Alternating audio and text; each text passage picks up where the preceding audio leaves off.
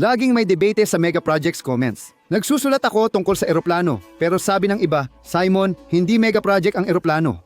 Pero tuwing gumagawa ako ng video tungkol sa MiG o sa isang napakalaking eroplano o sa isang kahangahangang eroplano, ang daming nanonood. Kaya tuloy-tuloy lang ako sa paggawa ng mga ito. Ito ay tungkol sa isa pang Soviet na sasakyang panghimpapawid, isang MiG. Nakaka-interes ang kwento, kaya simulan na natin.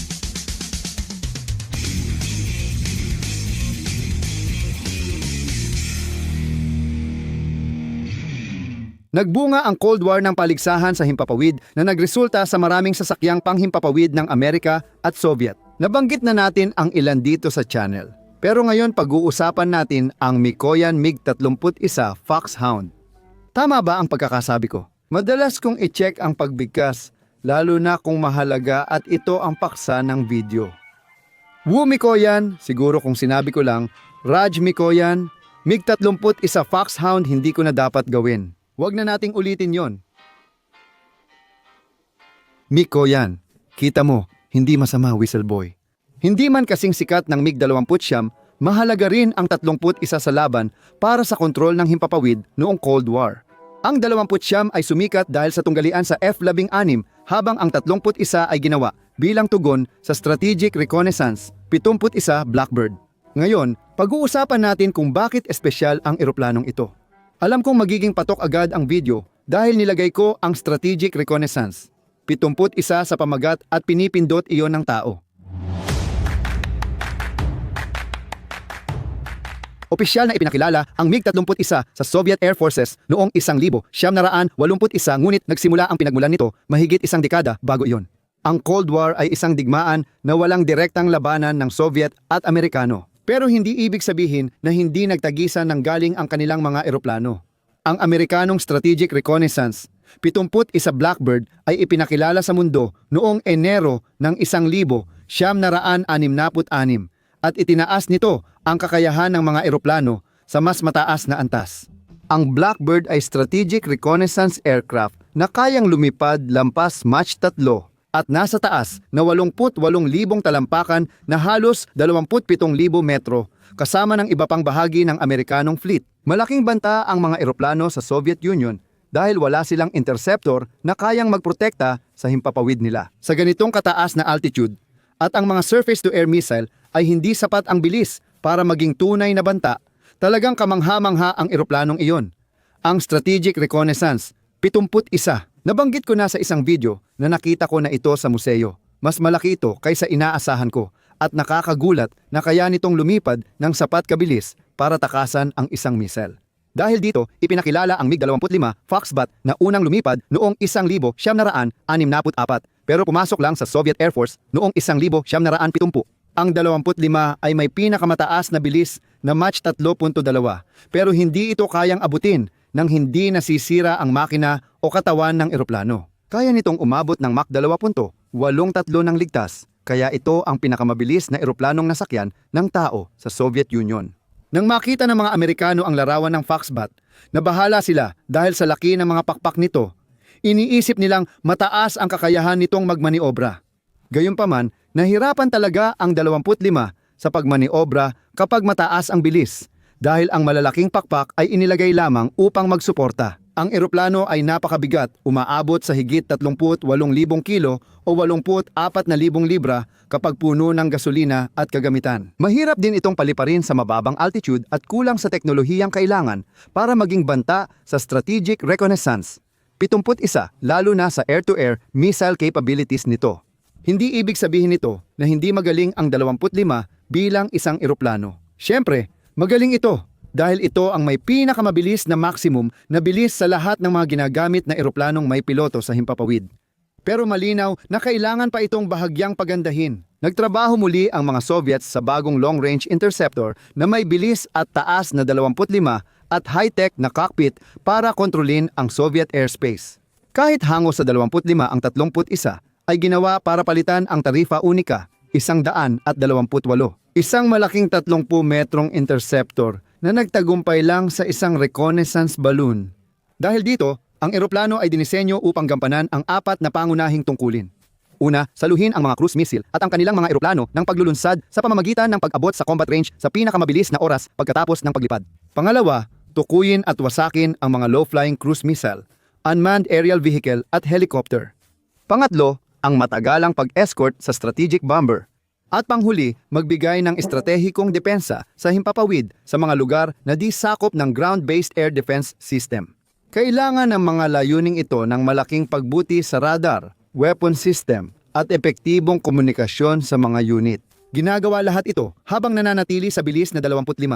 Nalaman ng Estados Unidos ang tungkol sa pagdevelop ng mga Soviet ng bagong interceptor noong 1976 nang tumakas papuntang Japan ang isang piloto ng Soviet Air Defense Forces na si Teniente Viktor Balenko gamit ang kanyang MiG-25P. Lumapag siya sa Hakadate Airport sa Hokkaido, Japan.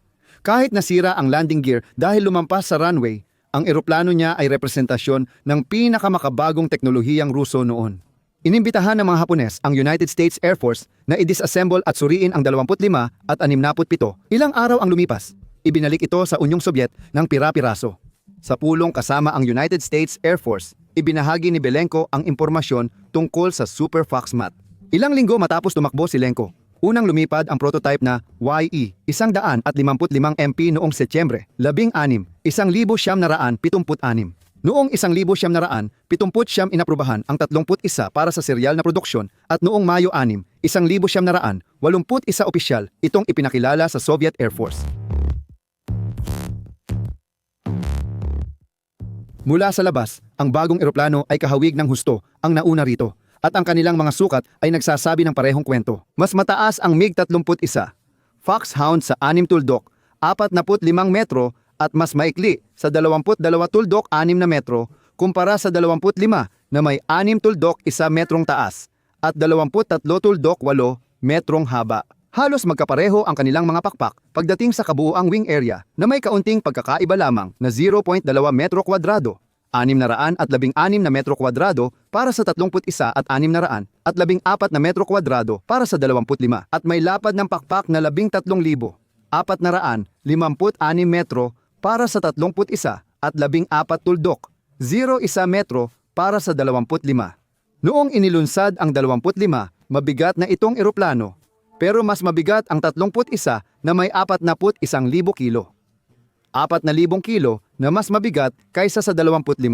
Ang pinakamataas na bilis ay halos magkapareho sa matataas na altitude basta't isasaalang-alang natin ang pinakamataas na bilis kung saan ang makina at katawan ng eroplano ay hindi nanganganib. Pareho silang umaabot ng 3,000 km/h o Mach, 2 tuldok 83 sa 70,000 talampakan.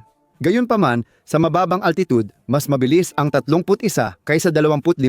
1,500 kilometro bawat oras, Mach 1.21 ang una at 1,100 lang ang huli, kaya nananatiling subsonic ang bilis nito.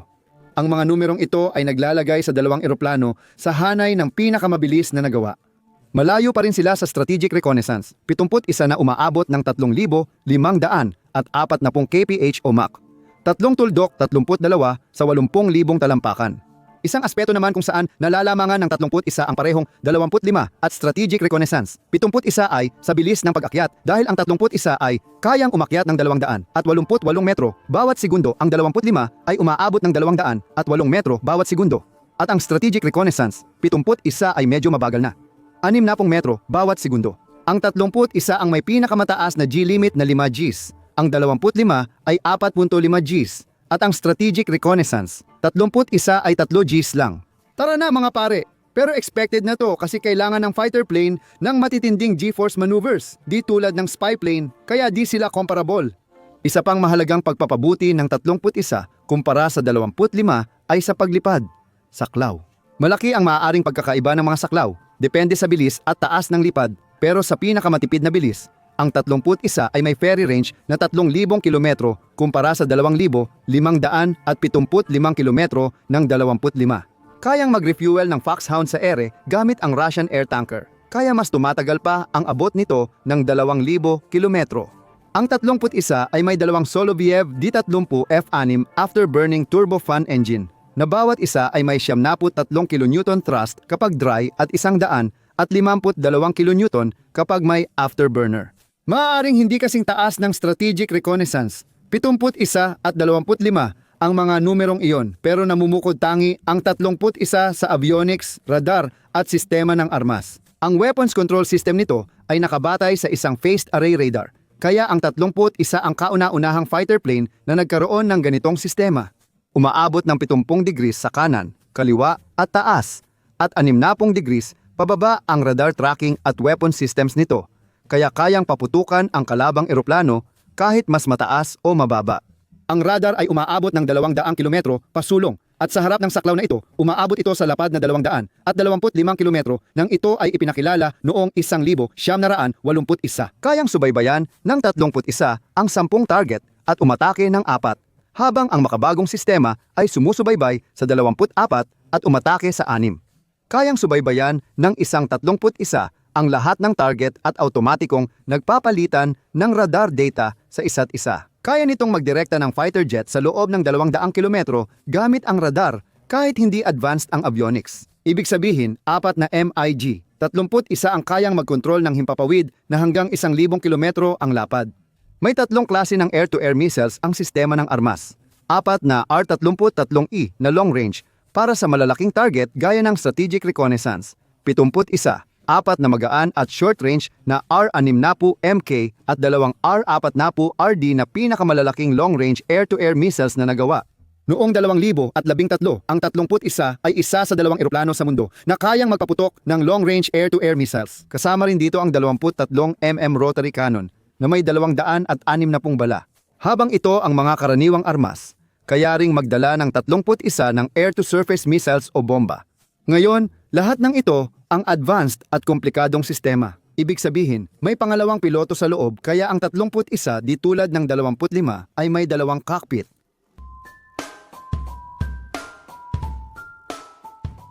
Ang MiG-31 ay nagsimulang gawin ng serye noong 1979 at nanatiling ginagawa hanggang 1994 na may kabuuang 500, 19 na MiG-31 na nagawa sa panahong iyon. Sa mga iyon, 349 ay baseline na modelo, habang ang natitirang 170 ay ginawa sa 15 iba't ibang bersyon. Karamihan nito ay ginamit ng Soviet Air Forces at Russian Air Force, habang 50 ay namana ng Kazakhstan Air Force. Matapos mabuwag ang Soviet Union noong 2007, ang Syrian Air Force ay talagang umorder ng 8 sa mga MiG-31 mula sa Russia. At kahit na itinanggi ng pamahalaang Ruso na natupad nila ang order na ito, sinasabi naman ng pamahalaan ng Turkey na 6 ang na-deliver doon noong 2015. Sa buong operasyon nito, hindi pa nagpaputok ng missile ang A-31 sa strategic reconnaissance, 71. Pero hindi ibig sabihin na hindi sila epektibong panakot sa Blackbird spy plane. Ayon sa ulat ng mga Amerikanong at Soviet na piloto, may 2 o higit pang matinding engkwentro noong 1986. Ayon sa aviation expert na si Paul Crickmore, mula sa aklat niyang Lockheed Blackbird Beyond the Secret Missions. Kasama rito ang anekdota ni Kapitan Mikhail Miyagi, piloto ng Foxhound, tungkol sa engkwentro nila sa Strategic Reconnaissance, 71 noong Enero 31, 1986. Ayon kay Miyagi, kinumpyut hanggang huli ang plano at dapat maglunsad ang MiGs ng eksaktong 16 na minuto matapos ang unang alarma para salubungin ang Strategic Reconnaissance, 71. Inalerto nila kami para sa pagsalubong bandang alas 11. Pinatunog nila ang alarma gamit ang matinis na kampana at pagkatapos ay kinumpirma ito sa pamamagitan ng malakas na loudspeaker. Ang pagdating ng isang strategic reconnaissance, 71 ay laging may kasamang kaba. Lahat ay nagsisimulang magsalita ng sabik at magulo. Nagmamadali at labis ang emosyon sa pagresponde sa sitwasyon. Ang Foxhound ni Miyagi ay nakalock sa Blackbird mula sa layong mga 100 at 20 kilometro sa taas na 52,000 talampakan. Ipinagmamalaki ni Miyagi na nakita niya ang Blackbird gamit ang kanyang mata. Pagkatapos umakyat ng karagdagang 13,000 talampakan upang abutin ang taas nito, ipinagpatuloy niya kung nilabag ng spy plane ang himpapawid ng Soviet. Isang aktwal na pagpapalipad ng misil ang isasagawa. Halos imposibleng makaiwas ang eroplano sa R-33 misil. Noong Hunyo 3, 1986 na 31 ang sumalubong sa isang strategic reconnaissance.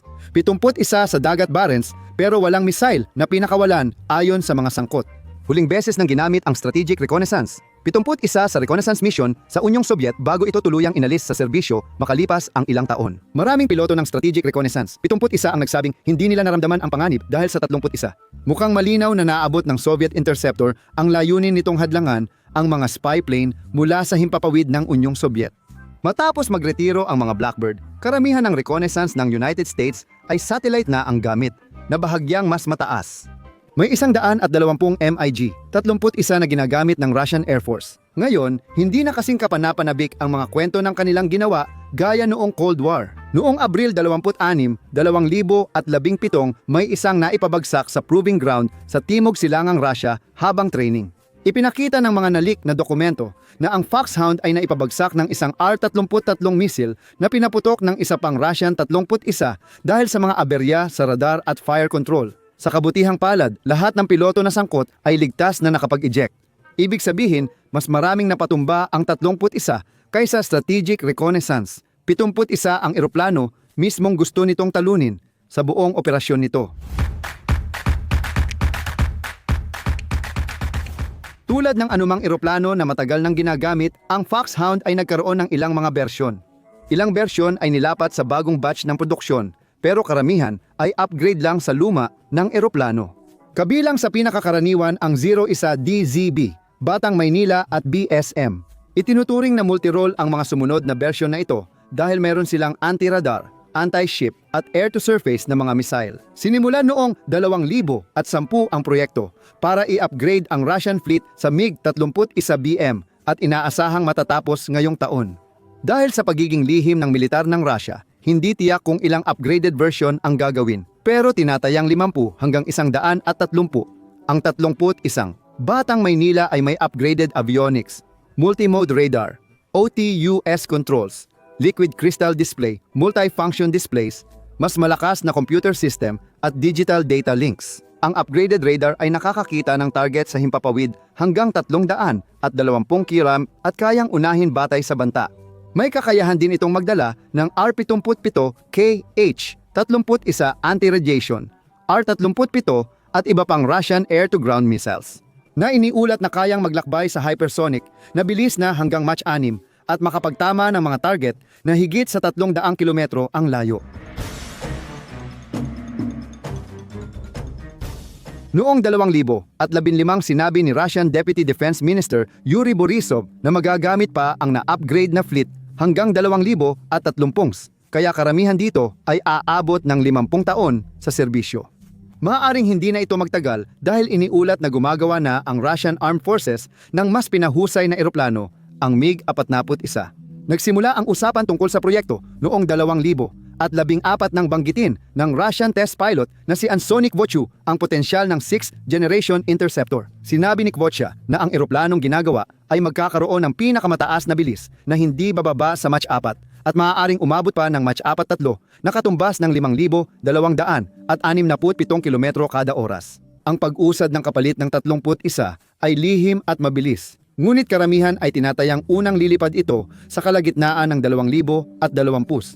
Malamang pagkatapos ng 2025. Natapos ang proseso ng disenyo noong 2019. Sabi ni Ilya Tarasenko, direktor ng Mikian Corporation, ang disenyo ay kahawig ng Foxhound at naapektuhan din ng Su-57. Binanggit din ni Tarasenko ang posibilidad ng anti-satellite missile at anti-missile laser. Inaasahang mananatili ang MiG-31 Foxhound sa Russian Air Force nang hindi bababa sa isa pang dekada.